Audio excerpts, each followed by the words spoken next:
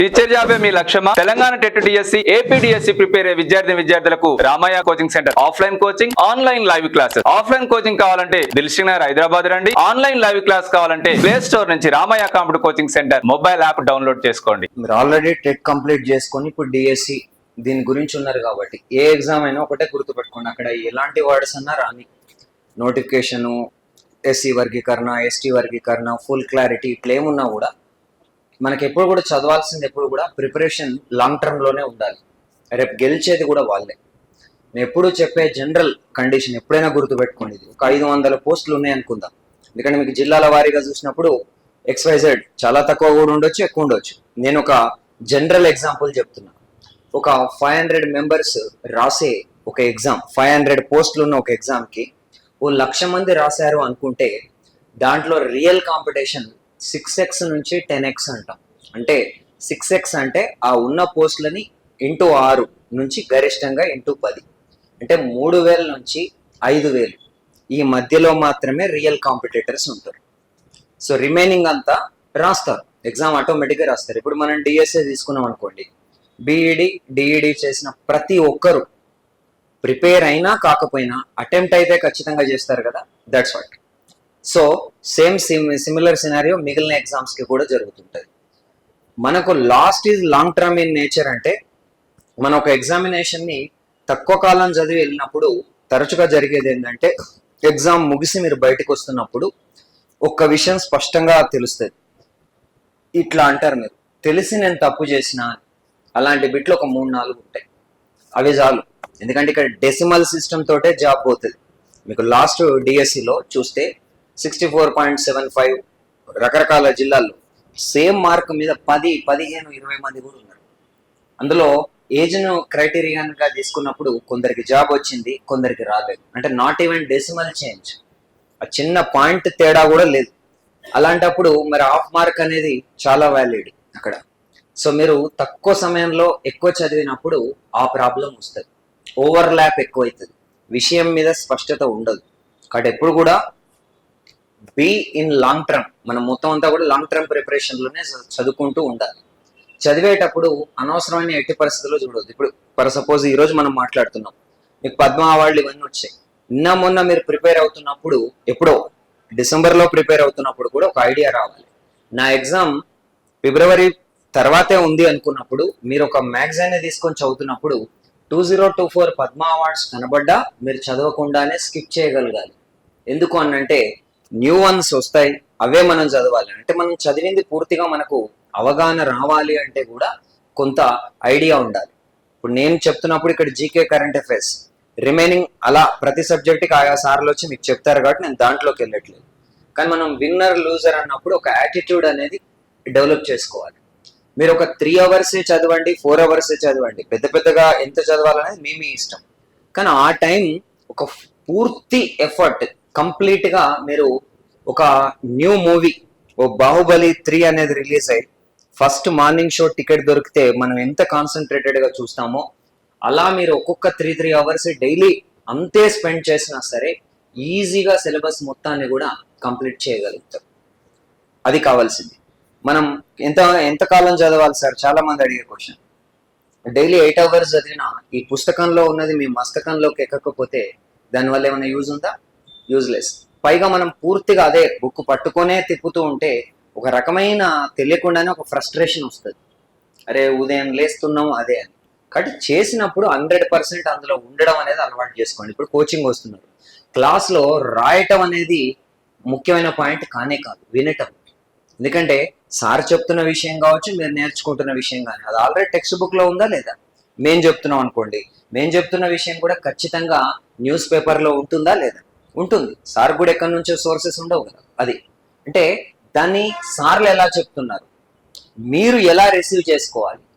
ఇప్పుడు ఒక టాపిక్ ఏదైనా మనం చెప్పుకున్నాం, పద్మ అవార్డులో ఏదో చెప్పాను అనుకున్నాం, వెళ్ళి సాయంత్రం రీచెక్ చేసే ప్రయత్నం చేయండి. అది న్యూస్ పేపర్లో ఎలా ఉంది, సార్ ఎలా చెప్తున్నారు, దానివల్ల మీకు పూర్తి స్థాయి అవగాహన వస్తుంది. కోచింగ్లో మెయిన్ థింగ్ అంతా కూడా వినటమే. Right. GK and current affairs ఈ పార్ట్లోకి మీరు తీసుకొని చూసినప్పుడు మనం ఇది ఒక అన్లిమిటెడ్ సిలబస్ లాగా కనిపిస్తుంది. కానీ ఇది ఆల్మోస్ట్ చాలాసార్లు మీకు ముఖ్యంగా డిఎస్సిలో డిసైడ్ ఫ్యాక్టర్ అవుతుంది. ఎందుకు అనంటే మన కంటెంట్ మెథడాలజీ చాలా కాలం నుంచి ప్రిపేర్ అవుతున్న వాళ్ళు ఉన్నారు. గత డిఎస్సిలో కొద్దిగా డెసిమల్ పాయింట్ తోటి ఇందాక నేను చెప్పినట్టు జాబ్ పోగొట్టుకున్న వాళ్ళు ఉన్నారు. వాళ్ళు అక్కడి దాకా వచ్చారు అంటే వాళ్ళు ఆల్రెడీ కొంత ప్రిపేర్ అయినట్టే కదా. వాళ్ళు ప్రిపేర్ అయిన విధానంలో కాన్స్టెంట్గా ఉండే టాపిక్స్ ఏంటి? కంటెంట్, మెథడాలజీ, ఆల్మోస్ట్గా 30% పర్స్పెక్టివ్ అండ్ ఎడ్యుకేషన్. అందులో కూడా ఒక 2, 3, 4 బిట్ల వరకు కొత్త డేటాగా తీసుకొని అడిగే అవకాశం ఉంటుంది. మిగిలిన 10 marks general knowledge and current affairs ఏంటంటే నువ్వు చదువుతావు, నువ్వు చదివింది నేను జీకే స్థిరీకరించబడే ఉంది కదా సార్ అంటావు, కానీ మాక్సిమం దాని కరెంట్ అఫైర్స్ అనేది ప్రభావితం చేస్తూ ఉంటుంది. అది మనకు అర్థం కావాలి. కరెంట్ అఫైర్స్ అంటే ఒక సంగతి. ఇప్పుడు పాలిటీకి సంబంధించి ఇప్పుడు ఇంత పెద్ద జీకేలో 1 ప్రశ్న 2 ప్రశ్నలు అడుగుతారు అని అనుకుందాం అనుకోండి. మొన్న మనకు జమిలీ ఎన్నికలకు సంబంధించి ఓ రాజ్యాంగ సవరణ, దానికి సంబంధించిన వార్త అనేది వార్తల్లోకి వచ్చింది. అంటే ఆ పాలిటీ సందర్భంగా ఉన్న వాటిలలో ఇది ఒకటి అడగడానికి ఛాయస్. వక్ఫ్, ఈ యొక్క ఆస్తులు వాటికి సంబంధించి ఒక జాయింట్ పార్లమెంటరీ కమిటీని నియమించడం, అంటే ఖచ్చితంగా వస్తాయని మనం చెప్పలేం, కానీ మన యొక్క ప్రాబబిలిటీ బెటర్గా ఉంటుంది. మనం ఒక యుద్ధానికి వెళ్తున్నప్పుడు ఏంటంటే ఓ 4-5 కత్తుల్ని తీసుకెళ్లడం కన్నా పదునైన ఒక కత్తిని పట్టుకొని వెళ్ళడం బెటర్ కదా. ఎందుకంటే ఉన్న 4-5 కత్తుల్ని నువ్వు తీసి 4-5 కత్తులతో ఆట ఆడలేవు కదా. That's what. సో అది మీకు ఈ కరెంట్ అఫైర్స్ తెలియజేస్తుంది. చాలా మంది చేసే పొరపాటు ఏంటంటే జీకే నుంచి కరెంట్ అఫైర్స్ లోకి రావడం. అందరు చేసే పని అదే. అది చాలా వరకు పెద్ద ఫలితాన్ని ఇవ్వదు. నేను నా అనుభవంతో చెప్తుంది. ఇప్పుడు మీకు ఎక్కడ ఎవరు ఏం చెప్పినా ఈ గైడెన్స్ అనేది ఆయా వ్యక్తుల వ్యక్తిగత అనుభవం. గుర్తుపెట్టుకోండి, అదే అల్టిమేట్ అయితే కాదు. సో మీరు కోచింగ్కి వస్తారు, ఎక్స్ కంటే వై కంటే జెడ్ బాగా చెప్తాడు. ఒక బుక్ను పట్టుకుంటారు, ఎక్స్ కంటే వై బుక్, వై కంటే జెడ్ బుక్ బాగుంటుంది. కానీ ఒక్కటే గుర్తుపెట్టుకోండి, ఏ టు జెడ్ చదవాల్సిన కర్మ మీదే. అంటే అందులో ఎందులోనూ ఫుల్గా ఉండదు. ఉండకపోవడానికి అదొక వ్యక్తి చేసే పిక్చర్. మీకు మిగిలిన వాటిలలో కూడా టెక్స్ట్ బుక్స్ ఉంటాయి, కన్ఫామ్గా అవే చదవండి. చదివాక ఎనీ మెటీరియల్ని మీరు ప్రాక్టీస్ కోసం మాత్రమే వాడుకోండి, జస్ట్ ఫర్ ద ప్రాక్టీస్. మీరు కరెంట్ అఫైర్స్లో కూడా మ్యాగజైన్ చదివితే చదవండి, కానీ ముందు న్యూస్ పేపర్ చదవండి. మనకు ఒక అవార్డు విరాట్ కోహ్లీకి వచ్చింది అన్నాం అనుకోండి, అది నోవేర్, ఈజీగా ఇట్లా చదవంగానే వచ్చేస్తుంది. అంటే ఇంకా మనకి ఎలాంటి అది ఉండదు. ఎందుకు? కోహ్లీతో మనకున్న పూర్వ పరిచయం. అలా కాకుండా ఒక హర్మన్ ప్రీత్ సింగ్కి వచ్చింది అన్నాడు, కొంత టైం పడుతుంది. ఇది కూడా పూర్తి కాకపోయినా కొంత అటో ఇటో హాకీ గీకీ పేపర్లు రెగ్యులర్గా చదివే వాళ్ళకి అది. అలా కాకుండా ఎక్కడో ఉన్న వ్యక్తిని తీసుకొచ్చి మనకు ఒక అవార్డు ఇచ్చినప్పుడు దానికి చాలా టైం పడుతుంది. మనం అంత ఈజీగా రిసీవ్ చేసుకోలేం. మనకి ఈ మధ్య UN champions of the earth అనే అవార్డు వచ్చింది, పెద్ద అవార్డు అది. కానీ మనకు ఫోకస్ కాదు, ఎక్కడో లోపల ఉంటుంది. మాధవ్ గాడ్గిల్ అంటే ఈ మాధవ్ గాడ్గిల్ చాలా సందర్భాల్లో వార్తల్లో ఉన్నాడు. మీకు పశ్చిమ కనుమలు వీటన్నిటి గురించి మాట్లాడుతున్నప్పుడు మనం అక్కడా పెద్దగా టచ్ చేయం, ఇక్కడా లేదు. కాబట్టి దాన్ని 2-3 సార్లు మనం టచ్ చేస్తే తప్ప అది రాదు. లేకపోతే ఇంకొకటి కూడా ఉంది, జీకే అండ్ కరెంట్ అఫైర్స్ లో దెర్ ఇస్ నో గెసెస్. అంటే అర్థం ఏంటి? ఒక క్వశ్చన్ వస్తుంది, దానికి మీకు ఆన్సర్ తెలుసా తెలియదా అంతే. మ్యాథ్స్లో మిగిలిన వాటిలలో కనీసం ప్రాక్టీస్ చేసి ఆన్సర్ని సరిసమానంగా దగ్గరగా తీయడానికి ఛాయిస్ ఉంటుంది. ఇందులో ఎస్ఆర్ నో అంతే. ఫలానా XYZ ఒక సంస్థ ఇచ్చి నాస్కామ్, దాని చైర్మన్ ఎవరు అని అడిగాడు అనుకోండి, గెస్సింగ్లు ఏముంటాయి అందులో? చైర్మన్ తెలియాలి అంతే. కింద ఉండే 4 పేర్లలో ఎవరైనా అంతే. చాలా తక్కువ సందర్భాల్లో ఒక నాన్ ఐటీ అంటే అక్కడ కొంత పని చేస్తుంది, మళ్ళీ అక్కడ కూడా నీకు తెలిసి ఉండాలి. నాస్కామ్ అనేది ఒక ఐటీ అనుబంధ సంస్థ కాబట్టి దాని కింద ఉన్న వాళ్ళలో కూడా మీకు 1-2 పేర్లు నాన్ ఐటీకి చెందని వాళ్ళు ఉంటే అప్పుడు మీరు ఆన్సర్ తీయడంలో అవి పనిచేస్తాయి తప్ప మామూలుగా ఏం కాదు. ఇక్కడ నేను ఎప్పుడు చెప్పేదే గుర్తు అంటే జీకే అండ్ కరెంట్ అఫైర్స్ వరకే, మిగిలిన సబ్జెక్ట్లో కాదు. మిగిలిన సబ్జెక్ట్ ఏంటంటే మీరు ఆల్రెడీ ఇంటర్మీడియట్, మీ యొక్క టీటీసీ, డిగ్రీ, బీఈడి చేస్తే పీజీ, ఈ స్థాయి అన్నిట్లలో కూడా మీరు దాన్ని చదివేసి ఉంటారు, దాంట్లో ప్రాబ్లం ఏం లేదు. కానీ ఇందులో జీకే అండ్ కరెంట్ అఫైర్స్ మీరు చదవని కొత్త సబ్జెక్టు. అంతేకాకుండా ఈ ఫ్యూచర్లో కూడా మీరు ఒక పాయింట్లో ఇప్పటికిప్పుడు చదువుతున్నారు కాబట్టి దీన్ని మొత్తాన్ని కంప్లీట్ చేయడం అనేది పాసిబుల్ కాని సబ్జెక్ట్. మిగిలిన సబ్జెక్టులు టెట్ వెయిటేజ్తో కలిపిన మిగిలిన 70 మార్కులు అంటే 80 మార్కుల్లో మిగిలిన 70 అంటే 90 మార్కులు మీకు క్లోజ్డ్ ఎండెడ్లో ఉంటుంది. అంటే అది కఠినంగానే ఉంటుంది, కానీ మనం దాని మీద కష్టపడాల్సి ఉంటుంది. కఠినంగానే ఉంటుంది, మీరు ప్రాక్టీస్ చేస్తే దొరుకుతుంది. ఇది ఈ 10 మార్క్స్ సులభంగా ఉంటాయి, అంత ఈజీగా కొరుకుడు పడదు. అంటే ఒక్కొక్కసారి మనం ఎంతో చదువుకొని వెళ్తే దీనికోసమా మనం ఇంత కష్టపడింది అన్నట్టు పేపర్ ఉంటుంది. ఒక్కోసారి మనం ఎంతో అది చేసుకొని వెళ్తాం, అక్కడికి వెళ్ళిన తర్వాత సరైన లెంత్ అనేది మనకు దొరకదు. ఇది జనరల్గా జీకే అండ్ కరెంట్ అఫైర్స్లో తరచుగా జరిగేది. మీరు జనరల్ స్టడీస్ పేపర్లు చూసినా కూడా అది. ఈ మధ్యకాలంలో జరిగిన ఏ ఎగ్జామ్ పేపర్స్నైనా చూసినా బయటకు వచ్చిన విద్యార్థిని అడిగితే ఒకటే ఆన్సర్ చెప్తున్నాడు, ప్రశ్నపత్రం కఠినంగా ఉంది. లాస్ట్ 2-3 ఇయర్స్లో ఇప్పుడు మనం కొంచెం ప్రశ్నను మార్చుకొని చూద్దాం. ప్రశ్నపత్రం కఠినంగా ఉందా, మనం చదివినే రాలేదా? ఇప్పుడు ఆల్మోస్ట్ ఆన్సర్ మారిపోతుంది. అంటే మనం ఆ గెస్ చేయడంలో ఫెయిల్ అవుతున్నాం అని అంటే ఏంటంటే ఫెయిల్ అని కాదు, దాన్ని గెస్ చేయడంలో ఒక ఎఫిషియన్సీని సాధించలేకపోతున్నాం. పక్క వాళ్ళు మొత్తం అందరూ ఏం చేస్తున్నారో దీన్ని కూడా అలాగే వేస్తున్నాం. దానికి కారణం మిగిలిన 90 మార్కుల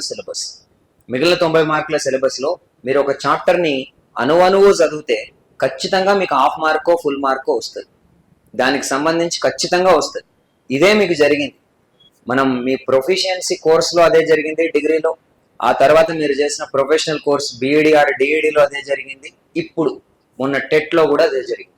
ఎందుకంటే టెట్ వరకు కూడా ఫుల్ సిలబస్ అదే కాబట్టి. కానీ డిఎస్సిలో ఉన్న ఈ కొత్త సబ్జెక్టు మీకు డిసైడ్ ఫ్యాక్టర్ అవుతుంది. ఎందుకంటే మెథడాలజీ కంటెంట్ కష్టమైనవైనా ఇందాకే చెప్పాను నేను, వాటిని పూర్తిగా అవపోసన పట్టి ఉంటుంది. అంటే మీకు మెథడాలజీ కష్టమైన సబ్జెక్టు, మంచి స్కోరింగ్ సబ్జెక్టు. ఒక్కసారి చదువుతావు, 2 సార్లు చదువుతావు, 3 సార్లు అయిపోయింది కదా. 4వసారి చదివితే ఇంకెన్ని మార్కులు పెరుగుతాయి చెప్పండి? ఇన్ కేస్ ఆఫ్ దట్ ఆ టైంలో మీరు ఇంకొక కొత్త సబ్జెక్టు, మీరు అంతగా ఫోకస్ చేయని సబ్జెక్ట్ను పెంచుకున్నప్పుడు ఆటోమేటిక్గా మీరు ముందంజలోకి వెళ్ళే అవకాశం అయితే కన్ఫర్మ్గా ఉంటుంది. సో ఎనీ అన్లిమిటెడ్ మీకు ప్రశ్నల సరళి మారుతుంది. ఇప్పుడు నేను ఒక ఎగ్జాంపుల్స్ని చెప్పడం కన్నా కూడా ఇప్పుడు పద్మ అవార్డులు ఉంటాయి, మనం ఏం చేస్తాం అటు ఇటు చూసి ఇప్పుడు తెలంగాణ అనే కండిషన్ పెట్టుకొని అంటే ఇన్ని పేర్లు చదవాలన్నా నేను అనుకోని టక్కన ఏం చేస్తున్నాం, అమ్మ 7 పద్మవిభూషణ్లు చదవాలన్నా, మొత్తం ఇంతమందిని చదవాలన్నా అనేసి ఆ తెలంగాణకి 2 వచ్చినాయి. ఒకటి దువ్వూరు నాగేశ్వరరావు డాక్టరు, ఇంకొక ఆయన మందకృష్ణ మాదిగ. ఈ పద్ధతులు మనం అడ్జేస్తున్నాం. కానీ రేపు ఎగ్జామ్లో ఏం జరుగుతుందంటే ఈ ఇద్దరిని వదిలేసి మిగిలిన వాళ్ళని అడుగుతాడు. లేదా దువ్వూరు నాగేశ్వర రెడ్డిని అడగాలనుకుంటే ఈయన పద్మవిభూషణ్ని పక్కన పెట్టి ఇంతకుముందు ఆయన ఘనతల మీద బిట్లుంటాయి. ఆయనకి ఇంతకుముందు రుడాల్ఫ్ షిండ్లర్ అవార్డు, పద్మశ్రీ వచ్చింది, పద్మభూషణ్ వచ్చింది.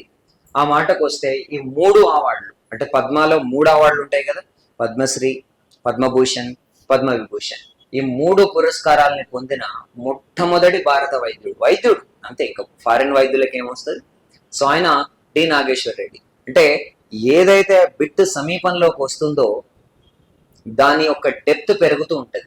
బిట్ సమీపంలోకి రావటం అంటే మన దగ్గరికి వచ్చినప్పుడు, అలా కాకుండా దూరంగా ఉన్నప్పుడు చాలా మంది అసామాన్యులకి. మీకు యాక్చువల్ ఏంటంటే మోడీ గవర్నమెంట్ వచ్చిన తర్వాత, అంతకుముందు ఏంటంటే పద్మ అవార్డులు వచ్చేవాళ్ళు చాలా వరకు ఫెమిలియర్ వ్యక్తులు ఉండేవాళ్ళు, అంటే దీర్ఘంగా ఒక్కొక్క రంగంలో కృషి చేసిన వ్యక్తులు అయ్యేవాళ్ళు. ఇప్పుడు కృషి అయిన వాళ్ళకి ఇస్తున్నారని కాదు దాని మీనింగ్, కృషి వలురే అయినా మనకు అంతగా ఫోకస్ కాని వాళ్ళు, ఎక్కడో మారుమూలల్లో ఉండి ఆయా ప్రాంతాలని కమ్యూనిటీస్ని డెవలప్ చేస్తున్న వాళ్ళు. సో అలాంటి వాళ్ళకి ఈసారి ఒక 30 మందికి పద్మ అవార్డులు వచ్చినాయి, కానీ వాళ్ళ ఏరియా పెక్యులియర్గా ఉంటుంది. రేపు అలాంటి వ్యక్తుల్ని ఒకవైపు 4 నేసి మరోవైపు 4 విభాగాలు నేసి మ్యాచ్ ద ఫాలోయింగ్ అంటాడు. మరి ఎన్ని పేర్లు మీరు చూడాలన్నా, అన్ని బట్టి కొట్టాలా, నెవర్. కానీ మనకు ఒక పేర్లను ఒక 2-3 టైమ్స్ మనం చదివితే కొంత అవగాహన వస్తుంది, ఎవరు ఏ రంగంలో పనిచేస్తున్నారు ఏంటి అనే దాన్ని బట్టి మనం దాన్ని నెక్స్ట్ క్వశ్చన్లోకి ఆటోమేటిక్గా తీసుకునే అవకాశం ఉంటుంది. ఇప్పుడు ట్రంప్ క్యాబినెటే ఉంది అమెరికాలో, కుప్పలుగా వస్తున్నాయి. అన్నీ చదవాల్సిన పని లేదు, ఒక విదేశాంగ మంత్రి, ఓకే. సో ఇట్లా మెయిన్గా ఉన్న వాళ్ళు, ఒక వైట్ హౌస్, ఇప్పుడు చాలా క్యాబినెట్లో నింపేసినారు, అందులో చాలా మంది ప్రవాస భారతీయులు కూడా ఉన్నారు. కానీ అడిగే అవకాశం తక్కువ. ఆ పోస్ట్కి అంత వాల్యూ ఉందా అనేది మనం లెక్కేసుకోవాలి. మనకు ఆ యొక్క నేషనల్ ఇంటెలిజెన్స్ ఏదన్నా కావచ్చు, యుఎస్ఏ చీఫ్ ఆఫ్ ఇంటెలిజెన్స్ అన్నారనుకోండి, ఒక భారతీయ సంతతి వ్యక్తిని అపాయింట్ చేశారు. ఏంటి ఆమె పేరు? Tulsi Gabbard. తులసి గబాడ్, ఇంట్లో ప్రొద్దున లేస్తే కనిపించే మొక్క తులసి గబాడ్. ఈ నెలలోనే చూడండి. ఇక ఒక వృక్ష మాత చనిపోయింది ఈ మధ్య, రీసెంట్ జనవరిలో. ఆమె పేరు తులసి గౌడ.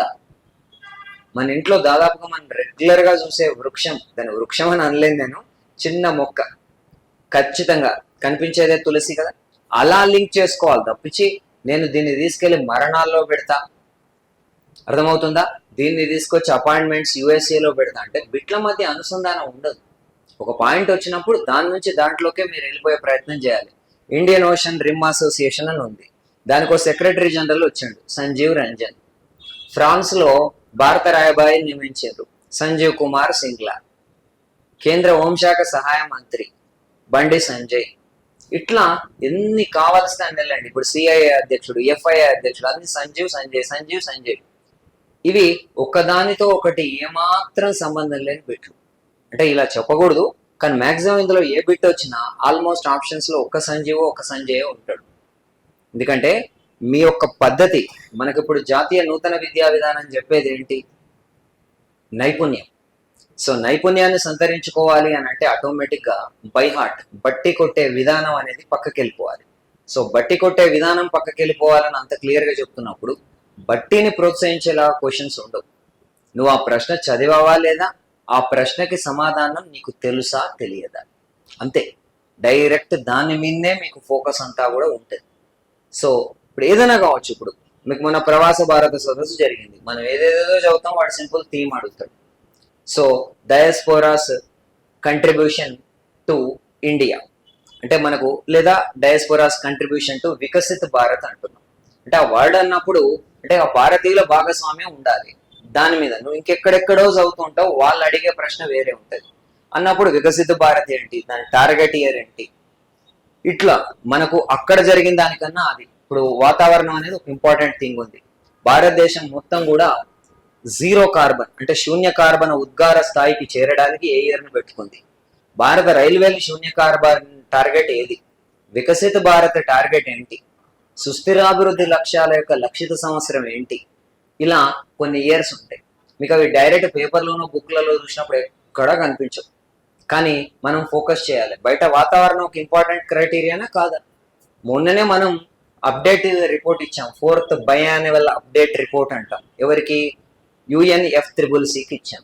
దాని ప్రకారం ఏంటి, భారతదేశంలో ఇప్పుడు నికరంగా కార్బన్ డైఆక్సైడ్ అనేది ప్రతి ఇయర్ కూడా 2437 మిలియన్ టన్నులు రిలీజ్ అవుతుంది. అంత రిలీజ్ అవుతుంది. సో మీకు అది చూసుకుంటప్పుడు నువ్వు చదువు. ఇప్పుడు ఏదో 2-4 24 గంటలు ఉంటాయి, 24 గంటలు మధ్యలో మిస్ అయింది ఏంటి? 3, 4 + 3 ఎంత?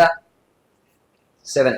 సో అంటే 2, 4, 3, 6, 3, 7 ఎంత రిలీజ్ అవుతుంది కార్బన్ డైఆక్సైడ్ ఎవ్రీ ఇయర్ అనేది. రాను రాను దీన్ని 0కి తీసుకొస్తారు.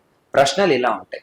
మీరు ఇంకా కూడా తప్పేం కాదు, నార్మల్ ప్రశ్నలు చదువుతున్నారు. 1000 ఏనుగుల దేశం, 1000 సరస్సుల భూమి, నెవర్ ల్యాండ్, ప్రపంచంలో అతిపెద్ద ద్వీపము. ఇట్లా ఎందుకు అడుగుతారు చెప్పండి? అడగాలంటే ఒక ప్రశ్న. ప్రపంచంలో అతిపెద్ద ద్వీపం అడుగుతారేమో, ఎందుకంటే ట్రంప్ ప్రతిరోజు వార్నింగ్ ఇస్తాడు. గ్రీన్లాండ్కి సంబంధించి వార్నింగ్ ఇవ్వటం, దాన్ని నేను చేజిక్కించుకుంటా ఇట్లా అంటున్నాడు అనమాట. అంటే అది ఏదో వార్త ఉంటే ఓకే, కానీ ఆల్ ఆఫ్ సడన్ వెళ్ళి బైకాల్ సరస్సు లోతైంది ఉంటాయి, వాటిని చదవద్దని నేను చెప్పట్లేదు. మన దగ్గర కెపాసిటీ ఉంటే, నాలెడ్జ్ ఈజ్ ఎటర్నల్, విజ్ఞానం అనేది శాశ్వతం.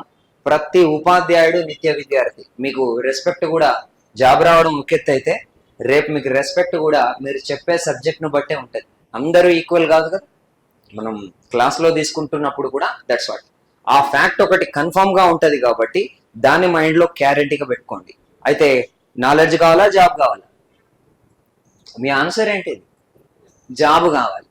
ఎందుకంటే నాలెడ్జ్ అనేది ఎప్పటికీ కావాలి, కానీ జాబ్ కొట్టడానికి ఏం కావాలి? నాలెడ్జ్ కన్నా ఎక్కువగా సబ్జెక్ట్ కావాలి, రీజనింగ్ రావాలి. అంటే నీకు ఎంతో సబ్జెక్ట్ ఉంటుంది, దాంట్లో ఉన్న సిలబస్ని మించి అవుట్ ఆఫ్ సిలబస్కి వెళ్ళొద్దు. మీకు చెప్పండి, డిఎస్సిలో మొత్తం అంతా కూడా మీకు సిలబస్ ఉందా లేదా? ఉంది కదా. అంటే నేను ఇప్పుడు అనగానే కాంట్రవర్షియల్ అవుతుంది. వాస్తవంగా ఏంటంటే ప్రపంచంలో జరిగే ఎగ్జామ్స్ లో అతి సులభమైన పరీక్షల్లో ఒకటి డిఎస్సి. ఎందుకంటే మీకు తప్ప ఇంకెవ్వరికి కూడా పర్టికులర్ సిలబస్ లేదు. ఇప్పుడు నేను ఎప్పుడు మెన్షన్ చేస్తాను, పాపం కానిస్టేబుల్స్, గ్రూప్ 4 లోయర్ లెవెల్ అని చాలా మంది ప్రిపేర్ అవుతూ ఉంటారు. ఎందుకంటే వాళ్ళకి పాపం టీటీసీ బీఈడి ఉండవు. అది వాళ్ళకి కూడా ఏ ప్రశ్నలు వస్తాయో, ఎన్ని వస్తాయో, ఏ కోటాలో ఎన్ని వస్తాయో తెలియదు. కానిస్టేబుల్ ప్రశ్న పత్రాన్ని చూసుకోండి, అసలు మ్యాథ్స్, ఇంగ్లీషు, జనరల్ స్టడీస్ మధ్య సమతుల్యత ఖచ్చితంగా లేదు. మనం గెస్ కొట్టడమే, ఏవి ఎన్ని ప్రశ్నలు వస్తాయి అనేది కూడా తెలియదు. కానీ మీకు ఖచ్చితంగా 90 మార్కులకు సిలబస్ ఉంది, ఈ 10 మార్కులు తప్ప. అంటే ఆల్మోస్ట్ 90% అనేది విన్నింగ్ ఎబిలిటీయే కదా ఆల్మోస్ట్. ఉన్నప్పుడు దాన్ని పక్కన పెట్టి మీకు ఎక్కడో ఎవరో XYZ బయట పుస్తకాల్లోనే ఎక్కడో ఒక డౌట్ అడుగుతారు, దాన్ని పట్టుకొని మీరు శోధిస్తూ ఉంటారు. దానికోసం కొత్త పుస్తకాన్ని కొంటారు, దానికోసం కొత్త ఏరియాలోకి వెళ్తారు. మరి మీకు ఆల్రెడీ తెలుసు కదా, అవుట్ ఆఫ్ ద సిలబస్ ప్రశ్న రాదు. వచ్చినా తప్పిపోయి మార్క్ ఇస్తారు కదా, జనం పోరాడతారు కదా, వదిలేయం కదా. సో అలాంటప్పుడు మరి ఎందుకు వెళ్తున్నారు బయటికి? That's a fact. మీకు ఒక సినిమా ముగిసిన తర్వాత డిఎస్సి అనేది క్లోజ్ అయ్యాక అప్పుడు ఆలోచించుకోండి. మీరు చాలా రాయాలని అనుకోవచ్చు, మంచిదే, కానీ అన్నిట్లలో ఒకటేసారి పనిచేయద్దు. ఏదైనా అన్ని రాసుకోండి, కానీ మెజారిటీ అనేది ఫోకస్ ఒక్కదాని మీద ఉండాలి. అది మీరు చేశారు, బీఈడి, డిఈడి ఇవన్నీ చేశారు కాబట్టి మీకు ఆ ఎడ్జ్ అనేది ఆటోమేటిక్గా ఉంటుంది. కాబట్టి దాని మీదనే మీరు పూర్తిగా ఫోకస్ చేయడానికి ప్రయత్నం చేయాలి. అది టెక్స్ట్ బుక్సే చదవండి, మీకు అవి లావుగా ఉన్నట్టు కనిపిస్తాయి, కానీ అవి 6వ తరగతి బుక్ 6వ తరగతి వాళ్ళ కోసం రాశారు, మీకోసం కాదు కదా. ఆ బుక్ మీరు ఫాస్ట్గానే చదవగలుగుతారా లేదా? మరి లావును చూసి ఏం చేస్తారు, మళ్ళీ దాన్ని పక్కన పెట్టి మెటీరియల్ ఎంబడబడతారు. మెటీరియల్ అనేది ఇమ్మెటీరియల్. సింపుల్ గా చెప్పాలంటే ఇట్స్ నాట్ రియల్. నేను ఎప్పుడు చెప్తా, మెటీరియల్ అనేది ఒక వ్యక్తి రాస్తాడు. మీరు ఎంత ఎక్స్పర్ట్ అని చాలాసార్లు దెబ్బతింటారు. మనం ఏం చేస్తాం, మనకి ఇండియాకు వరల్డ్ కప్లు రావు చూడండి, చాలా తరచుగా రావు, ఎప్పుడు అరుదుగా వస్తాయి. ఎందుకు రావు అనేది ఎప్పుడైనా ఆలోచించారా? మన వాళ్ళంతా పేపర్ టైగర్స్. అంటే ఒక వ్యక్తి మీద కొండంత భారం ఉంటుంది. ఓ విరాట్ కోహ్లీనో, రోహిత్ శర్మనో అన్నప్పుడు ఎక్కడ ఎదుటున్న బౌలర్ ఏం చేస్తాడు, చదువుకొని వస్తాడు. అంటే వీళ్ళని ఎలా అవుట్ చేయాలి అనేది. మీరు మొన్న ఆస్ట్రేలియా సిరీస్ లో చూసుకోండి, నితీష్ కుమార్ రెడ్డి పేరు విన్నారుగా, సెంచరీ కొట్టిండా ఒకటి. సెంచరీ కొట్టిన వెంటనే చూడండి ఇక మళ్ళా సక్సెస్ కాలేదు ఆయన. ఎందుకంటే అప్పటి వరకు లైట్ తీసుకున్న ఆస్ట్రేలియా నితీష్ కుమార్ రెడ్డిని చదవడం మొదలు పెట్టింది. అరే వాట్ ఈరోజు ఏ యుగంలో బతుకుతున్నాం మనం? ఆర్టిఫిషియల్ ఇంటెలిజెన్స్ యుగంలో ఉన్నాం. వాడు ఎలాంటి బాల్ని ఆడుతున్నాడు, outside off stump balls ఆడుతున్నాడా, ఎలాంటి షాట్స్ వాటి అటెంప్ట్ చేస్తున్నాడు, ఏం చేస్తున్నాడు, అది వీక్నెస్. అది అర్థమైన తర్వాత ఇప్పుడు మనం విరాట్ కోహ్లీలో ఆట లేదని అంటామా? లేదు. ఎందుకంటే కొన్ని సంవత్సరాల పాటు ఆయన భారతదేశానికి తరపున పరుగుల వరద పారించాడు. మరి ఇప్పుడు ఆ పరుగుల వరద ఉన్న ప్లేస్ లో ఎడారి ఎందుకు వచ్చింది? వరదలు ఎందుకు తగ్గాయి అంటే దాని నుంచి ఇంకోటి తీసుకోవాలి మనం. ఎదుటోడు అంటే ఇక్కడ పేపర్ ఆర్టిఫిషియల్ ఇంటెలిజెన్స్ లెవెల్లో అప్డేట్ అవుతుంది, మనం అవ్వట్లేదు. ఇక్కడ ఎవరిని తీసుకున్నా రెండు థింగ్స్ ఉంటాయి, అప్డేట్ ఆర్ అవుట్డేట్. అర్థమవుతుందా? అప్డేట్ అంటే నీకు సబ్జెక్ట్ వచ్చు, కానీ సబ్జెక్ట్ లో జరుగుతున్న మార్పులు ఏంటి, ఇప్పటి సబ్జెక్ట్ ఏంటి అనేది కనుక నువ్వు అప్డేట్ చేయకపోతే పోతావు. క్లియర్? మీకు ఈ 10 మార్కులు పెట్టడం వెనుక ఉద్దేశం కూడా అదే. సో మేజర్ గా మీకు సబ్జెక్ట్ ని అప్డేట్ చేసుకోవడం, నేర్పించడం కోసమే జీకే అండ్ కరెంట్ అఫైర్స్ ని సిలబస్ లో పెట్టారు. నువ్వు ఎక్కడో కణమన్స్ అవుతావు, కణం పోయింది, మూల కణం పోయింది, స్టెమ్ సెల్ పోయింది, దైవ కణం పోయింది, ఇప్పుడు డిజైనర్ బేబీల దాకా వచ్చింది సినిమా. అంటే మనం అచ్చుగుద్దినట్టుగా ఎలాంటి శిశువును కోరుకోవాలి, వాళ్ళ కలర్ ఏంటి, వాళ్ళు ఎంత మనలో మ్యాచ్ కావాలి, ఎలా ఉండాలి అనేది కూడా మనం రెడీ చేసుకునే కండిషన్కి వచ్చాం. క్యాన్సర్ ఒకప్పుడు ప్రాణాంతక వ్యాధి, ఇప్పుడు ఈ సంవత్సరం నోబెల్ దానికి వచ్చింది. అది ఇంపార్టెంట్. అంటే నోబెల్లో 3, ఫిజిక్స్ నోబెల్, కెమిస్ట్రీ నోబెల్ అంతా ఆర్టిఫిషియల్ ఇంటెలిజెన్స్ లోనే వచ్చింది. సో అవి గేమ్ చేంజర్. అంటే నెక్స్ట్ 1.5 to 2 years లో మనం ఆల్మోస్ట్ క్యాన్సర్ ని నిర్మూలించే స్టేజ్కి వచ్చేసింది. అంటే అక్కడ మైక్రో ఆర్ఎన్ఏ లెవెల్లో మీకు మెడిసిన్ నోబెల్ వస్తుంటే ఉత్త ఆర్ఎన్ఏ దగ్గర మనం ఆగిపోతే ఎలా? వాట్ ఈజ్ మైక్రో ఆర్ఎన్ఏ, మనం ఏం చేస్తున్నాం అనేది. ఈ అప్డేట్స్ మీద మనకు ప్రశ్నలు వస్తాయి. మనం ఒక నోబెల్ తీసుకొని టకటకా చదువుతూ ఉంటాం, దాంట్లో నుంచి ఇంకేదో ఒక ప్రశ్నని టచ్ చేసుకొని ఇంకెక్కడికో వెళ్తాడు. ఇప్పుడు నోబెల్లో ఆసియా నుంచి మొట్టమొదటిసారిగా ఒక మహిళ పొందింది, హాన్కాంగ్. ఆటోమేటిక్ గా ఆసియా నుంచి పొందిన పురుషుడు ఎవరు అంటే దాన్ని ఎంతో ఆలోచిస్తూ ఉంటాం, రవీంద్రనాథ్ ఠాగూర్. అంటే అదే దీని ప్రశ్నను మార్చి నోబెల్ ను పొందిన తొలి భారతీయుడు ఎవరని అడిగింది. ఈ ప్రశ్నకు ఆన్సర్ చెప్పని వాళ్ళు ఎవరు ఉండరు నాకు తెలిసి. ఇది అంటే మనం ఒక ఫిక్స్ మెంటాలిటీతో చదువుతున్నప్పుడు ప్రశ్నలో కొద్దిపాటి తేడా వచ్చినా మనం పైకి అదైపోతాం. రాజ్యసభ నేను ఎప్పుడు చెప్పే బిట్టే, రాజ్యసభ అధ్యక్ష పదవి కాలం ఎంత అని అన్నాం అనుకోండి, చాలా మంది చెప్పే ఆన్సర్ ఏంటి, ఎంత రాజ్యసభ అధ్యక్ష పదవి కాలం? So 6 years. ఇది వచ్చింది మీకు ఇప్పుడు ఆన్సర్. జనరల్ గా అడిగినా అదే వస్తుంది. సో 6 సంవత్సరాలు. ఇప్పుడు చూడండి, రాజ్యసభకు అధ్యక్షుడు ఎవరండి? ఉపరాష్ట్రపతి. ఉపరాష్ట్రపతికి రాష్ట్రపతికి పదవి కాలం సమానమా కాదా? సమానమే. సో మరి రాష్ట్రపతి పదవి కాలం ఎంత? డౌట్ వచ్చిందా? రైట్, 5 years చెప్తున్నారు కదా, అదే రైట్ ఆన్సర్ పదవి కాలం. మరి అప్పుడు ఉపరాష్ట్రపతి పదవి కాలం కూడా అంతే కదా, ఉపరాష్ట్రపతి రాజ్యసభ చైర్మన్ కదా. సో ఇప్పుడు పదవి కాలం ఎంత అయింది? అయిందా? మరి ఇందాక 6 ఎందుకు అయింది? ఇలా అంటే మనకు ఆప్షన్స్ లో కూడా ఏబిసిడి ఉంటే ఏ ఆప్షనే 6 సంవత్సరాలు ఉంటుంది. అంటే మనం బిసిడి దాకా తల కూడా తిప్పాం, కొసా దాకా కూడా. So these are the things అన్నమాట. అంటే ఏం లేదు, మనకు బాగా తెలిసినాయి అనుకునే కూడా ఇక్కడ యాంగిల్ మార్చుకొని చదవాలి. సో ఒక హిస్టరీ విద్యార్థి లాభపడేలాగా జీకే పేపర్ ఉండదు. ఒక జాగ్రఫీ, ఒక బయాలజీ, ఎవరైనా కావచ్చు, మనం ఆ క్వశ్చన్స్ లో అదొక థింగ్ ని ఏర్పాటు చేసుకోవాలి. పూర్తి రాష్ట్రం ఉంటాయి, XYZ అంటే జనరల్ గా మనకి ఏదైనా పెక్యులియర్ వస్తే తప్ప, ఇప్పుడు ఒక సోమశిలానో ఇంకేదో ఒక ఆన్సర్ గా ఒక ప్రశ్న ఉందనుకుందాం. ఆ ప్రశ్నలు ఎందుకు రావు అంటే, ఇప్పుడు దాన్ని మిగిలిన వాటికన్నా ఆ ఉమ్మడి మహబూబ్ నగర్ జిల్లా పరిధిలో ఉన్న వాళ్ళు దాన్ని బెటర్ గా ఆన్సర్ చేస్తారా లేదా? చేస్తారు. అంటే మరి పేపర్ ఏమో ఎగ్జామినేషన్ ఎన్ని జిల్లాలకి? 33 జిల్లాలకి, అంతే కదా. సో అలాంటప్పుడు ఒకరికి మెరుగైన అవకాశాలు ఉండే పరిస్థితి అక్కడ ఇవ్వరు. ఇట్లాంటివన్నీ మీకు స్టేట్ గురించి చదువుతున్నప్పుడు అది ఉండాలి. మీకు టైం అంతా అక్కడ వృధా చేసుకుంటుంటారు. దాన్ని గట్టిగా ఏం చదవాలి అనే దాన్ని అంతవరకు ఫోకస్ చేసుకొని మనం మూవ్ ఆన్ అవ్వటం అనేది బెస్ట్. అక్కడ స్టేట్ లో చాలా తక్కువ ఉంటాయి బిట్స్ ఉండడం కూడా. మనకు ఒక గవర్నమెంట్ వచ్చిన కొత్తలో మొదటి 6 నెలలు 9 నెలల వరకు ఏమైనా న్యూ కొత్త పథకాలు వస్తే అది అయిపోతాయి. ఇక ఆ తర్వాత ఏమవుతుందంటే డెట్ రిడన్. సో ఆ తర్వాత అప్పులు, ఉన్న పథకాల్ని కంటిన్యూ చేయడమే కష్టం, ఇలాంటివన్నీ ఉంటాయి. కాబట్టి అది దాన్ని ఆలోచన చేయకుండా మనం ఇప్పుడు ఏం చేస్తారంటే అడగొచ్చు, 1 బిట్ 2 బిట్లు ఉంటుందని. ఇప్పుడు జీకేలో నువ్వు మొత్తం తెలంగాణ చరిత్ర చదివే ప్రయత్నం చేస్తే ఏమైతుంది? ఒకసారి ఆలోచించుకోండి. ఓ బుక్ పట్టుకొని వస్తారు, సార్ ఇంకా నా ఉల్ట్ రివర్స్ లో అడుగుతారు, ఈ బుక్ సరిపోద్దా సార్? ఏం చెప్పాలి? అక్కడ వచ్చేది ఒక 1/2 మార్కో 1 మార్కో, అది రావచ్చు రాకపోవచ్చు, ఏదైనా అడగవచ్చు. ఎందుకంటే జీకే అండ్ కరెంట్ అఫైర్స్ ఇక్కడ. సో అలా మనకు RRR అంటాం. RRR అంటే అర్థం ఏంటంటే రిస్క్ రివార్డ్ రేషియో ఏమాత్రం ఫేవరబుల్ గా లేని ఏరియాస్ కి దయచేసి పోవద్దు. ఇప్పుడు మనకు ఆవిష్కరణలు ఉన్నాయి అనుకుందాం, కొన్ని వేల ఆవిష్కరణలు ఉంటాయి. నువ్వు ఏం చదువుకొని వెళ్తావు, వాడు నువ్వు చదివిందే ఇవ్వాలన్న గ్యారెంటీ ఏంటి చెప్పండి? అలాంటప్పుడు ఇప్పుడు మన నోబెల్ వచ్చింది కాబట్టి ఆర్టిఫిషియల్ ఇంటెలిజెన్స్, దాన్ని ఎవరు? మనం ఇప్పుడు నానో టెక్నాలజీలో బాగా వెళ్తున్నాం కాబట్టి ఆ నానో టెక్నాలజీ పితామహుడు ఎవరు? ఈ మధ్య 4-5 ప్రాజెక్ట్స్ జరిగాయి, చంద్రయాన్ కావచ్చు, ఆదిత్య L1 కావచ్చు, ఇంకా మిగిలిన ప్రాజెక్టులు. ఇవన్నీ మనకు స్పేస్ డాకింగ్, ఇట్లా దాంట్లో ఉన్న ఆ ప్రాజెక్టుల డైరెక్టర్లు ఎవరు? ఇట్లా ఒక 10 బిట్లు నువ్వు గట్టిగా అనుకొని రాసుకో. దీంట్లో నుంచి అంటే ప్రాబబిలిటీ చెప్తున్నా, ఒక 70-80% ఉంటుంది ప్రాబిలిటీ. అందులోకెళ్ళే అడిగితే ఒకవేళ ఏరియానే వాటి టచ్ చేయలేదనుకో మనం ఏం చేయలేము, ప్రాబిలిటీ ఉంటుంది. మరి ఇప్పుడు చెప్పు, ఆడ నువ్వు 200 ఆవిష్కరణలు చదివినా చాలా తక్కువ ప్రాబబిలిటీ, గెట్ ఆన్ అయ్యే అవకాశం లేదు. ఇక్కడ 7-8 ప్రశ్నలకే మాక్సిమం నీకు ప్రాబబిలిటీ అనేది పెరుగుతుంది. అంటే ఇండైరెక్ట్ గా మీకు ఒక విషయం అర్థమయ్యే ఉండాలి ఇప్పటికైనా. దాన్ని కరెంట్ అఫైర్స్ అంటాం. ఆ కరెంట్ అఫైర్స్ యొక్క ప్రభావం ఖచ్చితంగా ఉంటుందా ఉండదా? ఉంటది. కరెంట్ లో జరుగుతున్న వాటి ప్రశాంతత కూడా అందులో ఉంటది. మొన్న మీకు